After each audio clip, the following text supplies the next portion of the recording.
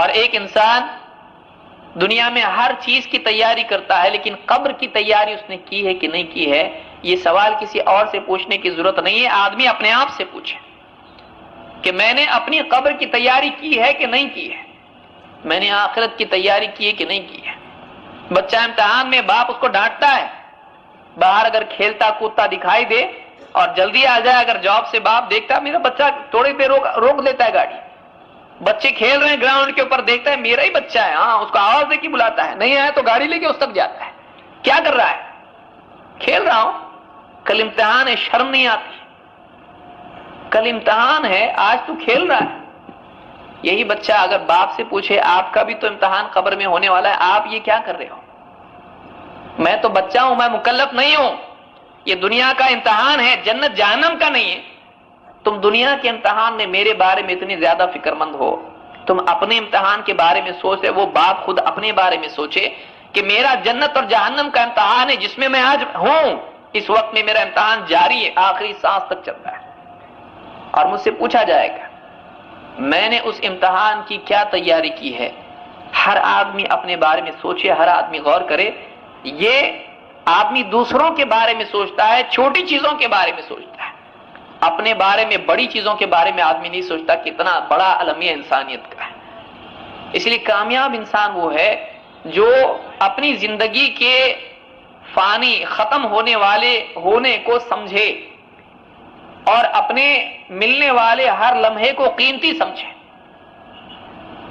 آدمی سوچتا ہے شاید بڑھاپے میں مروں گا، اس لیے پلاننگز بھی آدمی کے ایسے ہوتے ہیں، دیکھو اتنے سال جاب کرنا ہے، اس کے بعد یہ کرنا ہے، پھر اس کے بعد پینشن آئے گی، بیوی بچے ہیں، آرام سے بیٹھ کے کھائیں گے۔ میں نے سوچا ہوں ایک بزنس بہت اچھا میرے دوست نے بتایا، میرا جو ملے گا پیسہ پوری پینشن میں بزنس میں لگا دوں گا، آتا رہے گا، کھاتا رہوں گا۔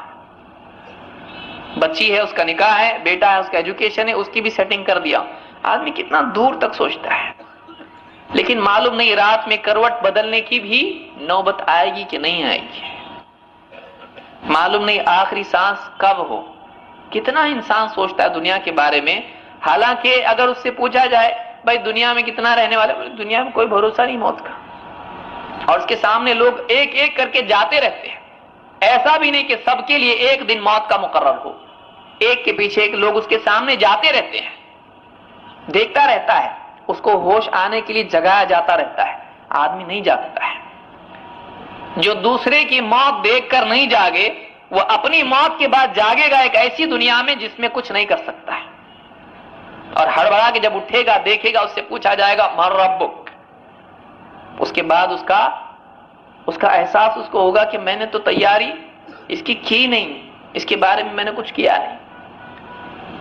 اس جواب کی تیاری کو آدمی سوچے، یہ تو جواب مجھ کو یاد ہے۔ یہاں جواب یاد کرنے کا مسئلہ نہیں ہے، جواب جینے کا مسئلہ ہے، ورنہ اگر یاد کرنے کا مسئلہ ہوتا تو اللہ کو کچھ اور بھیجنے کی ضرورت نہیں تھی، پورا دین بھیجنے کی ضرورت نہیں تھی، اللہ تعالیٰ صرف 3 سوال دے دیتا، یاد کر لو جواب دے دو۔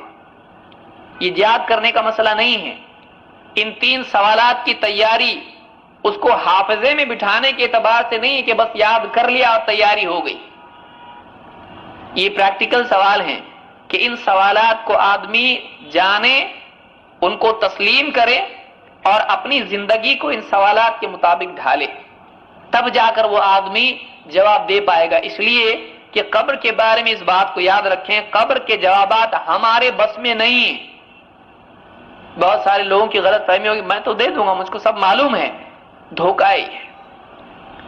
قبر کا جواب، جو سوالات پوچھے جاتے ہیں، اس کا جواب ہمارے بس میں نہیں ہے۔ اس کا جو جواب ہے وہ اللہ کی توفیق کے بغیر آدمی نہیں دے سکتا ہے۔ اسی لیے قرآن کریم میں اللہ تعالیٰ فرماتا ہے سورہ ابراہیم میں، یثبت اللہ الذین آمنوا بالقول الثابت فی الحیاۃ الدنیا وفی الآخرہ ویضل اللہ الظالمین ویفعل اللہ ما یشاء، کہ اللہ تعالیٰ جماتا ہے، یثبت اللہ، ثبتا ثابت قدم رکھنا، جمانا خود جم سکتا ہے نہیں، یثبت اللہ الذین آمنوا، اللہ تعالیٰ ایمان والوں کو جماتا ہے، بالقول الثابت، ایک مضبوط بات پر، ایک مضبوط قول کے ذریعے لا الہ الا اللہ محمد رسول اللہ جو کلمہ پڑھتا ہے، اس کے ذریعے سے اللہ تعالیٰ جماتا ہے ایمان والوں کو، کہاں؟ فی الحیات الدنیا و فی الآخرہ، دنیا کی زندگی میں بھی اور آخرت میں بھی، دنیا میں بھی اور آخرت میں بھی۔ تو اللہ کی توفیق کے بغیر کوئی اس امتحان میں جم نہیں سکتا ہے۔ اگر اللہ تعالیٰ توفیق نہ دے، اسی لیے اللہ نے فرمایا وَيُضِلُّ اللَّهُ الظَّالِمِينَ، اور ظالموں کو اللہ تعالیٰ بھٹکا دیتا ہے، یہ جواب نہیں دے پاتے ہیں۔ کوئی یہ سمجھ لے کہ کسی بھی طرح سے زندگی جی لو، دنیا کی زندگی اللہ کے حکموں کو توڑ کر جیتے رہے، جو اللہ کے نزدیک ظالم تھے، چاہے وہ ظلم عقیدے کے اعتبار سے ہو کہ اللہ کے ساتھ شرک کیا یا انکار کیا، یا منافق تھے کہ بظاہر اللہ کو تسلیم کیا، رسول کو تسلیم کیا، لیکن حقیقت میں وہ مسلم نہیں تھے، اللہ تعالیٰ قبر میں جانے کے بعد ایسے لوگوں کو بھٹکا دے گا۔ اگر وہ چاہیں گے بھی تو وہ جواب نہیں دے پائیں گے۔